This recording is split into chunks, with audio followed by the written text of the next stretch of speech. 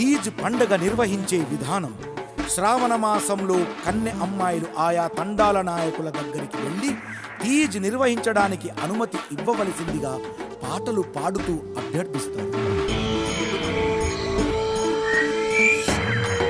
వారి కోరికను మన్నించిన తాండా నాయకుడు తాండాలోని మిగతా తాండా పెద్దలతో విచారించి తీజ్ నిర్వహించే రోజులను నిర్ణయించి వారికి తాండావాసుల అందరికీ తెలియజేస్తారు.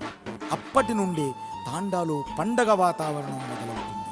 వెంటనే తీజ్ ఉత్సవాలకు కావలసిన సామాగ్రిని సమకూర్చుకుంటారు. తీజ్ ఉత్సవాలకు కావలసిన సామాగ్రి: పిలోనిర్వేల్ లేదా వెదురు కర్రలతో తయారు చేసిన ఓల్డి బుట్ట, తాండాలోని ప్రతి అమ్మాయి పేరు మీద ఒక బుట్ట చొప్పున. ఇక రెండవది మేక ఎరువు, మూడవది గోధుమలు, నాలుగవది మంచి శనగలు,